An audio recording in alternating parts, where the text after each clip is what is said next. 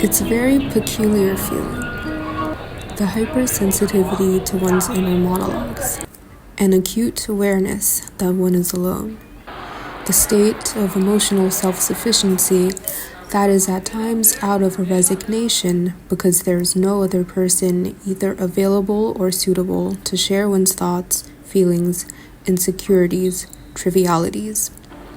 Maybe much of it is self-imposed, and I should not take myself too seriously. Surely some of it is temporary, and in this case, I just need to occupy myself with either more things to think about productively or more outings with people with whom I can. I suspect some of it is residual. I had been relishing in tuning into my inner monologue so much I've reached a dangerous point of isolation from the outside world from time to time. I retract into a thought chamber that sometimes feels like a cozy cocoon and at other times turns into a spiral. It comes at certain times of the day. The world feels like a movie and sensations are magnified.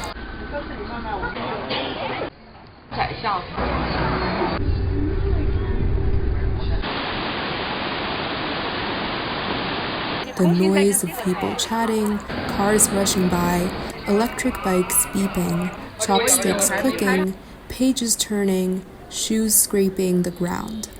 The sight of people, endlessly flowing people, and clothes and bags that reincarnate every once in a while, and faces sometimes exuberant with joy, but mostly blank and neutral. The constant wonder of whether, if given the chance, I would enjoy a conversation with one particular person out of the entire crowd, and the constant worry that by assessing them this way, I'm feeding into some superiority complex, and the eventual distraction from this feeling by finding something else to think about. I suppose it arises from a discontentment of some sort. The status quo is mostly enjoyable, but from the outside quite monotonous. I have a stable routine and spend time intentionally and rarely on social media. I have 2 novels, a memoir, and an essay collection open. I write research essays, reflections, creative projects, and my journal, which I do maybe excessively and obsessively. I journal about journaling too much for 2 pages and 20 minutes fly by. But the quietude, which most of the time feels like pleasant solitude, can creep into this aloneness that can further seep into loneliness as I stand still and go over a list of things to do in my mind and still feel a distinct lack of motivation to do any of it. Eventually, I will end up doing something, but the conscious deliberation feels quite jarring. I suspect this is a fundamental state of being rather than a direct result of objective aloneness or loneliness or lack of company or lack of enriching connections to people in life. I felt this sometimes even back on campus, especially in the evening.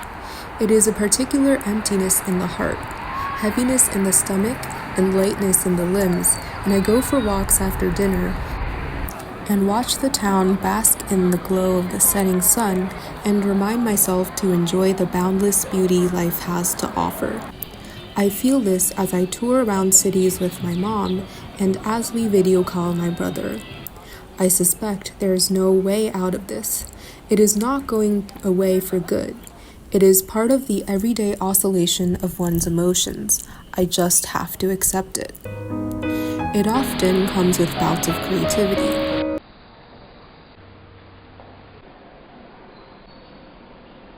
I can feel words swirl in my mind and trace down long trains of thoughts I had been meaning to formulate but couldn't before.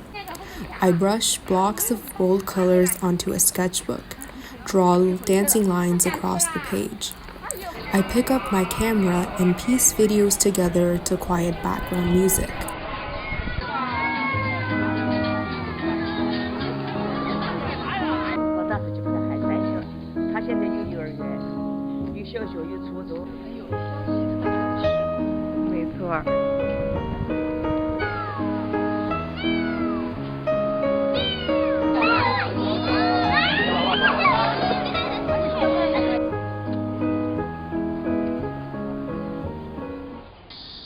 It sometimes dips into boredom.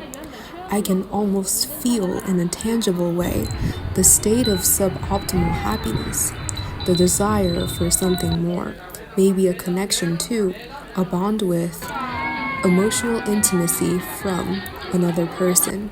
The capital L kind of love that transcends, or rather is fundamental to, every type of human relationship. The sudden realization that all I need right now is a big fat hug. All this, but in an abstract way such that it is a general state without being applied to a particular person. Waves. Emotions come in waves. That's why I love so dearly all the imagery Woolf used invoking waves. Her novel, The Waves. Staring at waves splashing on beaches and by riverbanks. Trying to draw them with watercolor. It builds up, reaches a height, then falls back and fades away. And now, I don't know if I'm still feeling the same shade of aloneness anymore. Maybe, maybe not. Maybe less so than 5 minutes before. And I stop and wonder, when is the next time it'll come back again?